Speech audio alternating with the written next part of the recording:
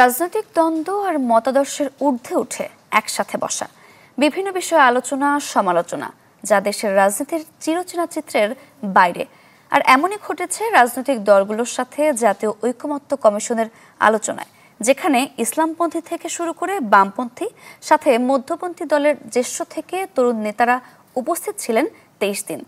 রাজনৈতিক নেতৃবৃন্দ বলছেন, এমন আলোচনা ভবিষ্যৎ রাজনীতির জন্য ইতিবাচক। আশিকিন প্রিন্সের রিপোর্ট। বিশ্বমানের থার্মিক্স রড, সালাম স্টিল থার্মিক্স, দেশের একমাত্র থার্মিক্স রড। দ্বন্দ্ব, বিভেদ আর প্রতিহিংসা বাংলাদেশের রাজনীতির পরিচিত চেহারা। রাষ্ট্রের বৃহত্তর কল্যাণে একসাথে এক জায়গায় বসে কিংবা মতামতের আদান প্রদানের নজির বিরলই বটে। রাজনৈতিক পট পরিবর্তনের পর বদলেছে সেই ঘুণে ধরা সংস্কৃতি।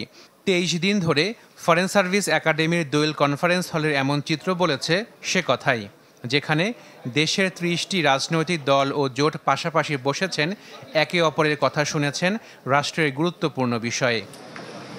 ছোট দল বড় দল, ডান বাম, ইসলাম কিংবা মধ্যমপন্থী, সব মত পথের নেতারা জড়ো হয়েছেন এক ছাদের নিচে।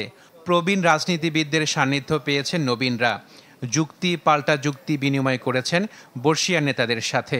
রাজনৈতিক দলগুলোর মধ্যে প্রতিযোগিতা থাকবে, ভিন্নতা থাকবে, কিন্তু প্রতিযোগিতা যাতে শত্রুতামূলক বৈরিতায় পর্যবেসিত না হয়, এদিক থেকে গত 21-22 দিনের আলোচনা বাংলাদেশের রাজনৈতিক ইতিহাসের জন্য একটা খুব গুরুত্বপূর্ণ একটা উত্তরণ। একত্রে খাওয়া দাওয়া করি, চা নাস্তা খাই, এটা খুবই ভালো।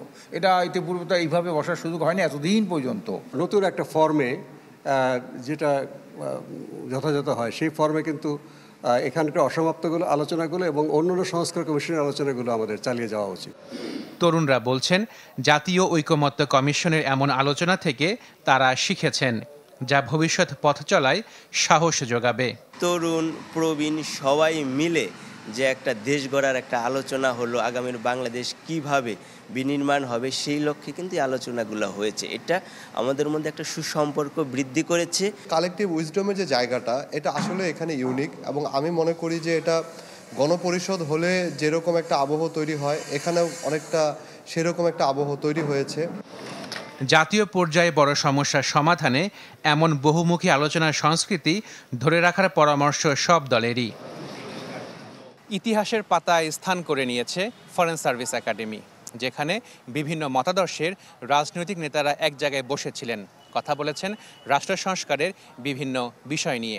তারা হয়তোবা সব বিষয়ে একমত হতে পারেননি, কিন্তু পারস্পরিক সৌহার্দ্যের জায়গাটা বৃদ্ধি পেয়েছে, যা ভবিষ্যৎ রাজনীতিতে ফেলবে ইতিবাচক প্রভাব। Ashikin Prince, channel 24, Dhaka.